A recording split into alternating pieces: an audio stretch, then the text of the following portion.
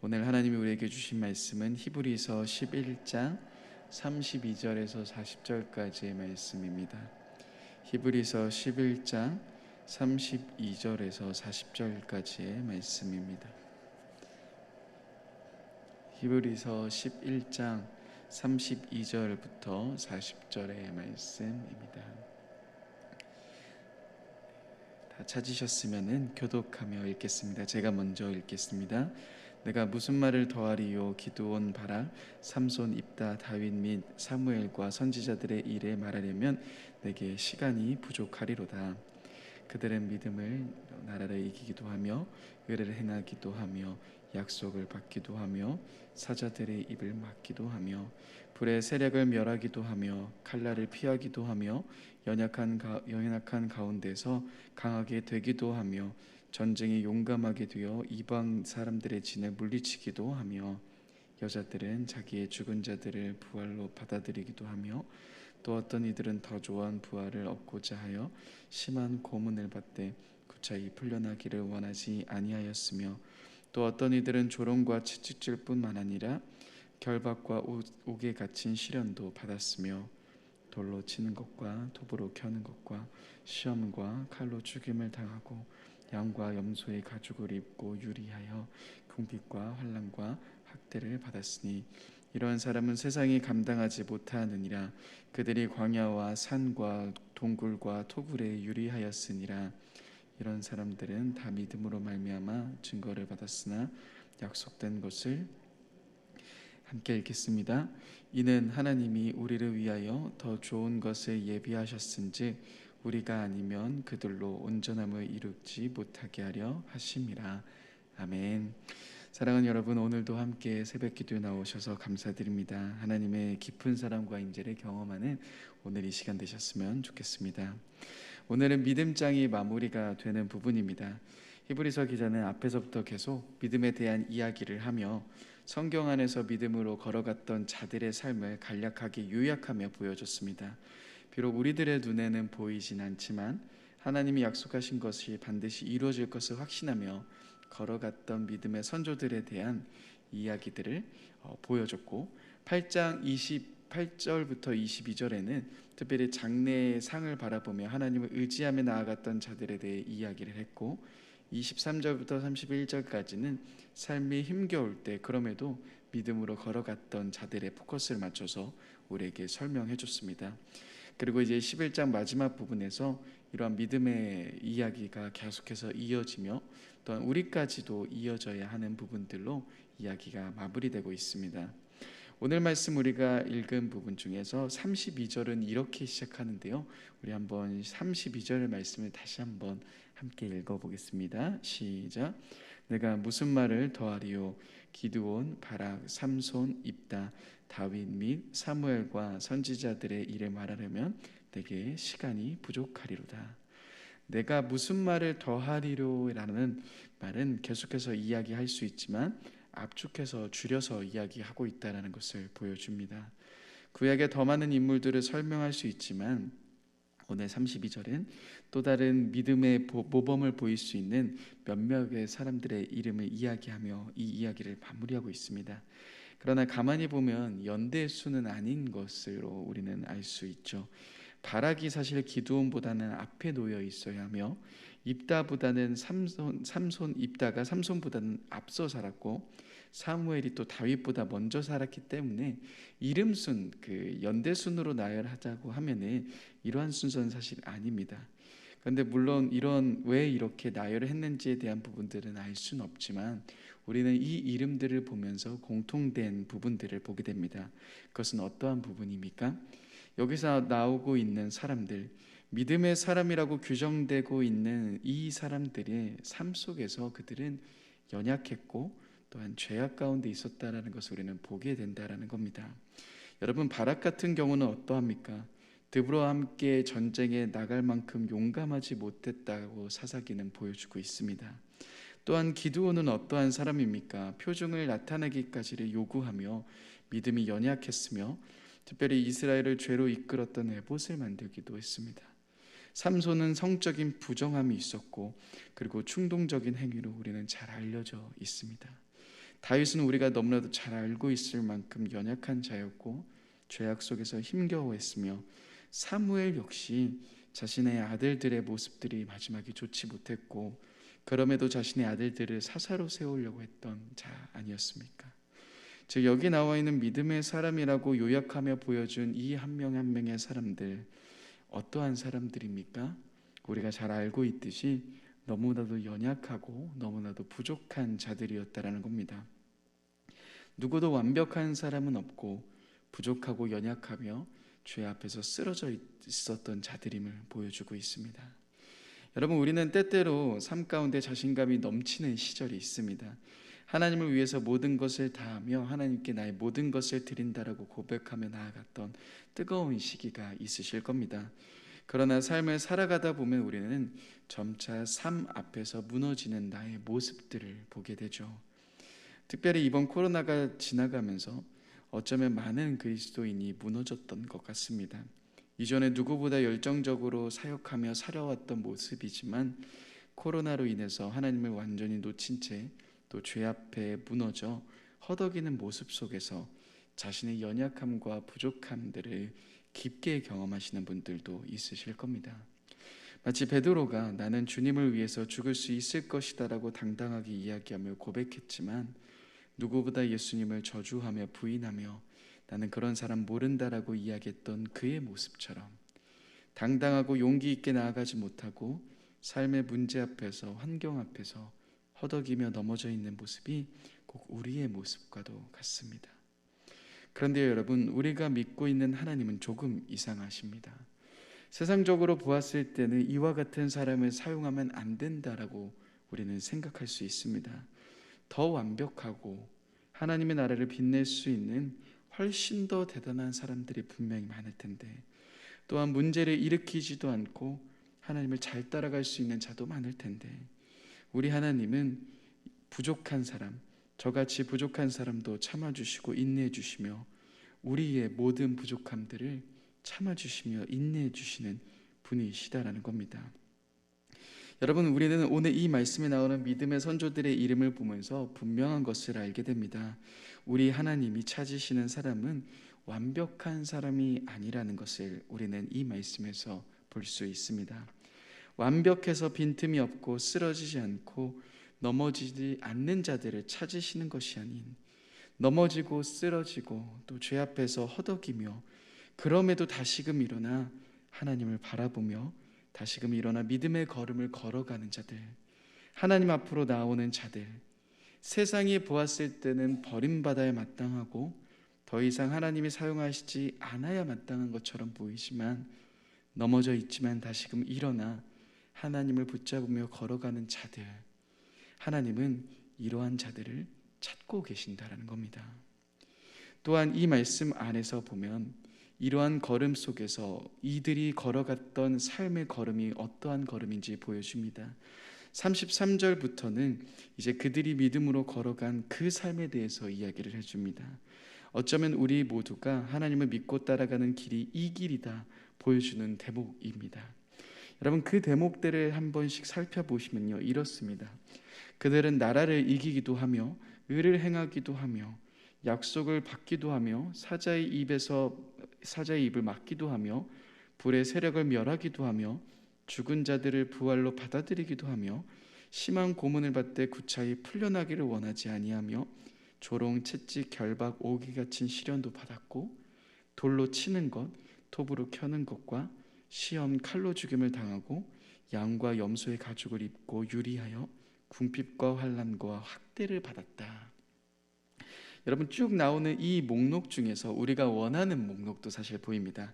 나라를 이기는 것, 약속을 받는 것, 사자들의 입을 막기도 한 것. 어쩌면 우리는 참 많은 순간 이러한 승리의 걸음만을 꿈꾸며 살아갑니다. 그리고 이 승리를 위해 우리의 믿음을 사용하는 것이 당연하며 이러한 사자의 입막음을 위해서 우리들의 믿음이 필요하구나 생각하곤 합니다. 그러나 여기 나오는 목록 중에서 우리들의 마음을 힘들게 하는 목록도 보입니다. 고문받고 조롱받고 채찍질, 결박, 옥, 돌, 톱, 칼, 궁핍, 환난, 학대. 이러한 목록은 흔히 우리가 하나님이 나를 축복해 주시지 않는 목록이라 생각합니다. 나의 삶 가운데 경험하기 싫은 목록이실 겁니다. 그러나 오늘 히브리서 기자는 이렇게 이야기합니다. 이러한 삶 속에서 살아갔던 믿음의 사람들에 대한 이야기를 우리들에게 계속 들려주고 있는 겁니다. 즉 여러분, 우리가 걸어가야 하는 믿음의 삶은 반드시 승리의 걸음이 뒤따라오는 것을 말하지 않습니다. 믿음이 있기만 하면 모든 어려움에서 해결되고 모든 시험에서 이기고 사자의 입에서 구출되는 그것이 우리가 믿음이 있을 때 반드시 일어나는 일이라는 것이 아니라는 것을 보여줍니다. 우리가 걸어가야 하는 믿음의 삶은 어떠한 삶입니까? 그것은 어떠한 삶 가운데에서도 삶의 문제가 해결되며 모든 것이 풀리는 그러한 상황 속에서도 감사하며 살아가는 자들, 또한 그리하지 아니하실지라도 설령 내가 고문을 받는데 하나님이 극적으로 나를 건져주시지 않는다 할지라도, 조롱과 채찍이 그치지 않는다 할지라도, 궁핍과 환난과 학대가 나를 떠나지 않고 나를 힘들게 할지라도, 그럼에도 이 걸음을 멈추지 않고 걸어가는 자들을, 그 걸음이 바로 우리가 걸어가야 하는 믿음의 걸음이며 믿음의 삶이라는 것을 우리들에게 보여주고 있습니다. 즉 어떠한 삶입니까?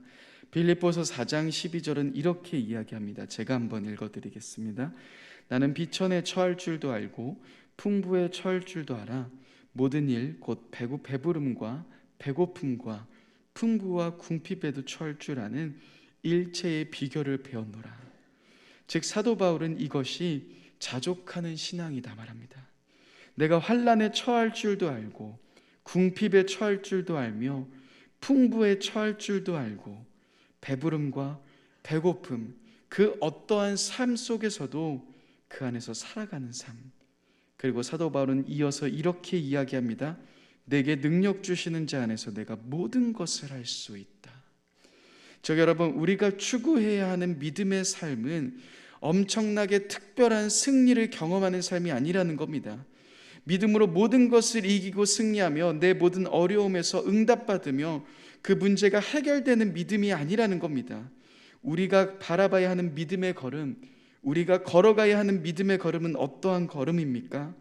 하나님이 나의 문제 가운데 승리를 주셔도 걸어가며, 설령 그 문제가 나에게 풀리지 않을지라도 포기하지 않고 걸어가며, 내가 사자의 입에서 건짐받으며 감사함으로 걸어가도 설령 여전히 채찍과 조롱과 돌이 나를 위협할지라도 그 안에서 걸어가는 믿음, 그 안에서 넘어지지 않고 그 안에서 쓰러지지 않고 포기하지 않고 걸어가는 믿음, 즉 어떠한 상황과 환경 속에서도 자족하며 걸어가는 그 믿음의 걸음에 대해서 우리들에게 이야기해 주고 있다는 겁니다.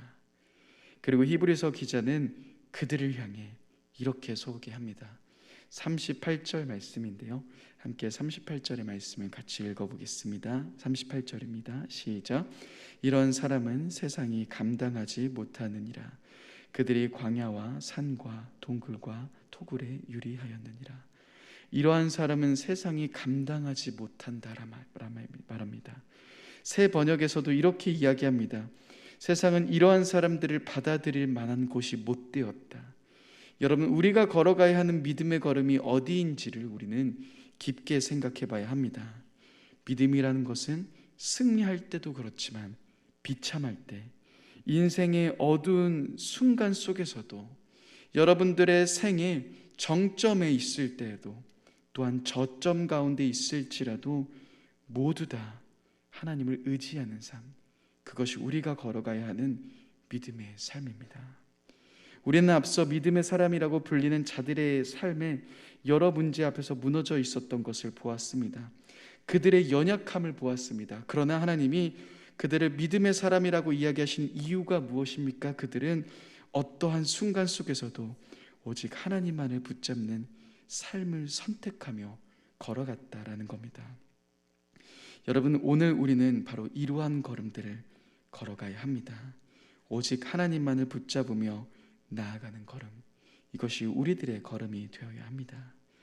그리고 오늘 말씀 마지막은 우리들에게 이렇게 이야기합니다. 40절 말씀인데요. 40절 말씀 제가 한번 읽어드리겠습니다.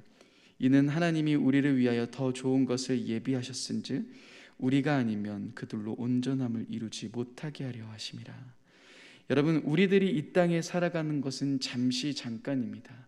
승리를 경험할 수도 있고요, 패배한 것처럼 보일 수도 있고요, 고난과 어려움이 끊임없이 우리들을 덮치는 삶이 있을 수도 있습니다. 그러나 여러분, 우리가 이 땅을 살아가는 것은 잠시 잠깐입니다. 이 땅에서 누리고 즐기게 된 모든 것도 정말 잠시 잠깐입니다. 그리고 우리에게는 영원한 하나님의 나라에 대한 약속이 기다리고 있습니다. 구약의 믿음의 사람들도 하나님의 약속을 바라보며 나아갔지만 예수 그리스도를 통해 영원한 하나님의 나라의 소망을 받은 우리는 비교할 수 없는 소망을 가진 자들입니다. 그렇기 때문에 우리는 오늘도 이 믿음의 걸음을 걸어갈 수 있는 겁니다. 이 땅에서 설령 잘 되지 못할지라도, 설령 내가 엄청난 성공을 누리지 못할지라도, 여전히 고난과 어려움 속에서 내가 허덕이고 있을지라도 우리는 우리의 소망이신 하나님을 붙잡으며 나아가는 겁니다. 우리의 믿음은 이 땅이 아닌 그 영원한 하나님의 나라를 기다리며 그 비교할 수 없는 아름다운 그 하나님의 나라를 우리는 소망하며 기다리며 그 걸음을 걸어가고 있는 자들이라는 겁니다. 사랑하는 여러분, 오늘 나오는 믿음의 이야기, 믿음의 사람들의 이야기처럼 하나님은 그들의 완벽성 때문에 그들을 믿음의 사람이다 말씀하시지 않으십니다. 여전히 죄 가운데 있을지라도 다시금 일어나 하나님을 붙잡는 사람들, 주님, 내게 주님밖에 없다고 고백하며 다시금 하나님 앞으로 나오는 자들, 하나님은 그들을 사용하십니다. 하나님은 그들의 믿음의 사람이라고 이야기하십니다. 또한 그들이 걸어간 믿음의 걸음들은 어떠합니까? 물론 승리가 있을 때도 있었지만 때론 그들은 조롱을 받고 채찍질 당하기도 하고 옥에 갇히는 시련도 받습니다. 그러나 그 안에서 그들은 하나님만을 붙잡으며 삶을 살아갔다라는 것을 우리는 기억해야 합니다. 하나님을 붙잡고 따라갔던 그들, 어떠한 상황과 환경 속에서도 오직 하나님만을 바라보며 나아갔던 자들, 성경은 그들을 믿음의 사람이라 부릅니다. 그리고 그 길을 걸어가고 있는 저와 여러분들은 함께 우리가 걸어가야 할 길이 어디인지를 다시금 생각해 봐야 합니다. 때론 힘이 들어도, 때론 답답해도, 우리의 상황 속에서도 좌절이 찾아올지라도 오늘도 주님 한 분 붙잡고 걸어가시는 저와 여러분들이 되셨으면 좋겠습니다. 함께 기도하겠습니다. 사랑의 하나님, 우리의 인생의 가장 저점 속에서도, 가장 정점 속에서도 우리 모두가 하나님만을 의지하는 걸음을 걸어가고자 합니다. 우리는 여전히 부족하고 연약하여 또 무너지고 쓰러지고 있지만 다시금 우리의 소망이신 주님 한 분만을 붙잡으며 오늘도 믿음의 걸음을 걸어갑니다. 오늘도 믿음의 선조들이 걸어갔던 그 걸음들을 생각하며 나의 삶 가운데 함께 걸어가시는 주님을 바라보는 우리가 될 수 있도록 인도하여 주옵소서. 그 걸음을 걸어가며 영원한 하나님의 나라를 사모하는 우리가 될 수 있도록 주님 함께하여 주옵소서. 감사드립니다. 귀하신 예수님의 이름으로 기도드립니다. 아멘.